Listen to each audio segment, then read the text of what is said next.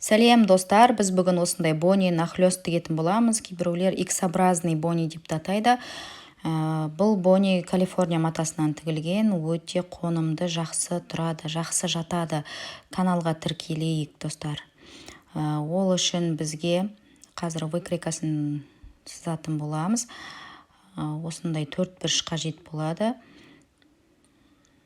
32-да 25 сантиметрлік, бұл артқы жағы. Бонидің артқы беті болады. Осындай 25 сантиметрлік кесінді сызамыз. Жоғары қарай 29 сантиметр. Екінші жағынан 17 сантиметр. Және қосымша ең астынан 5 сантиметр тағы да белгілеп, жоғарыға қарай 17 сантиметрден де ұзынырақ сызық сызамыз. 17 сантиметрден жоғарыға қарай тағы да 4,5 сантиметр көтереміз. Жаңағы сызған сызыққа қосамыз да точкілерді белгілеп бір-біріне біріктіреміз. Дәл көрсетілгендей 29 сантиметрден жоғарыға қарай 10 сантиметр белгілейміз, тағы да оның жанына қарай 12 сантиметр белгілейміз. Осы точкілерді тағы қосамыз. Енді мұна жоғарғы жағын қосатын боламыз. Міне жоғарғы беті дайын болды. Енді жаңа X-образный болып тұратынды кройт етеміз. 8 сантиметр кесінді керек. Жоғарыға қарай 15 сантиметр белгілейміз. Жанына қарай 7 сантиметр белгілейміз. Мына жақ бетінен 28 сантиметрдің шетінен жоғарыға қарай 6 сантиметр көтереміз. Жанына қарай 2,5 сантиметр белгілейміз. Осы нүктелерді біріктіреміз. Мына жағында да осы нүктелерді біріктіреміз. Төбе жағын қосамыз. Міне дайын болды. Выкройкамыз дайын. Бар болғаны осы. Енді қиып аламыз.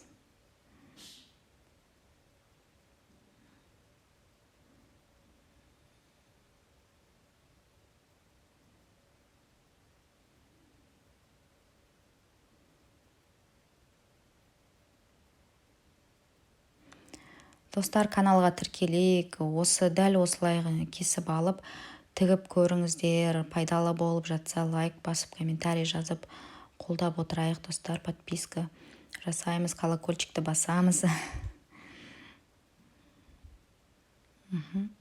Жоғары жағы осылай қайырлатын болады. Мынау сгиб болады, міне жоғары жағынан. Осылай қағаз болғасын дұрыс тұрмай тұр. Ал матаға жақсы жатады. Енді осылай бастырып, ешқандай шовқа орын қалдырмай, қалай бар солай кесіп аламыз. Артқы беті, енді жоғарғы бетін кесеміз қазір.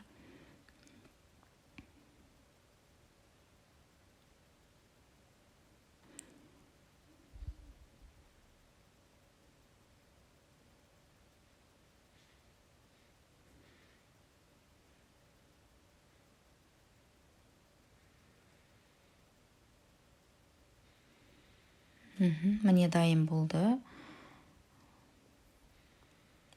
Мынау жаңағы мен осылай ашып, екі жағында бірдей картонға қиып алдым.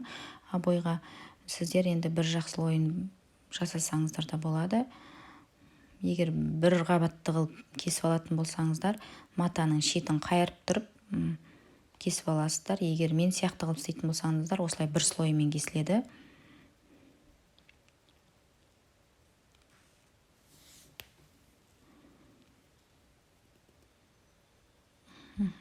Міне дайын болды. Енді тігуге кірісеміз.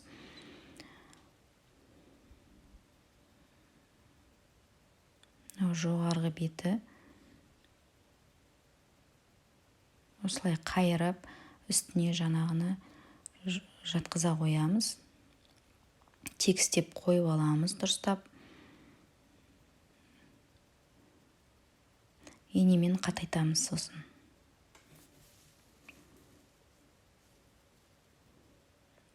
тіккен кезде жылжып кетеді, сондықтан қатайтып алыңыздар.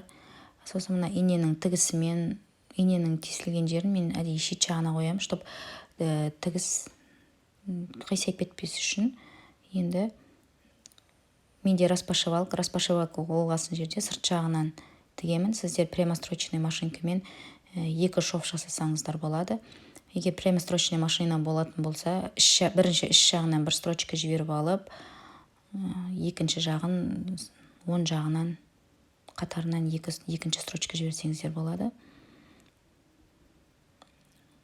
Міне, тігісіміз дайын.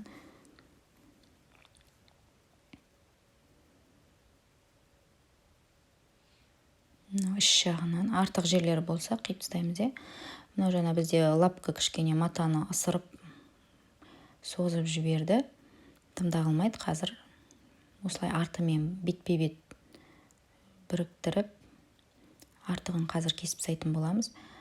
Бірінші қатайтып аламыз инемен. Тіккен кезде де қарап отыру керек. Қайырылып қалады кейбір жерлер. Сондықтан дұрыстап, сондай қайырылатын жерлерінің барлығына осылай ине қадап тегістеп аламыз. Жаңағы артығын кесіп тастаймыз.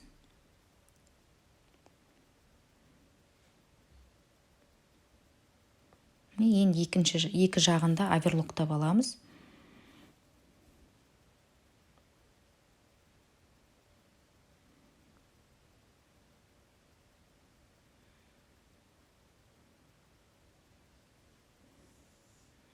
Қарап отыруды мұқият қараймыз, мына қайырылып қалады. Сондықтан оверлоктағанда мұқият боламыз. Міне, дайын болды. Міне, жаңағы қайырылған жері жоғары жағынан оны оңғаратамыз. Оңғаратқанда осылай болады. Енді инемен тегістеп аламыз, жылжып кетпес үшін. Сол, мынау арт жағы ғой. Қазір тоже 2 строчка жіберетін боламыз.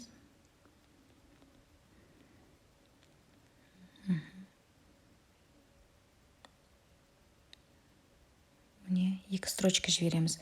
Мына инені әдейі осылай шетімен қадап қоямын, чтоб мен оң жағынан тігетін болғасын білу үшін.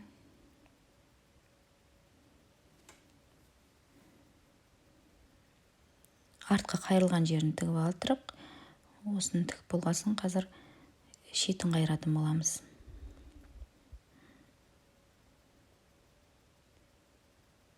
Міне, дайын болды тігіс артқы жағынан. Енді шетін қайырамыз.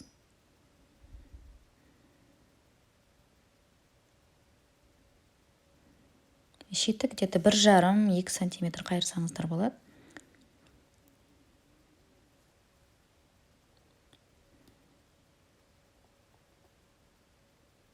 Міне, дайын болды балаклава. Бони нахлёст. Өтекті жақсылап өтектеп тігістерін жатқызып аламыз. Міне, осылай басқа қонымды өте әдемі болып тұрады. Жазылайық, каналға пайдалы болса. Менімен болғаныңыз үшін рахмет.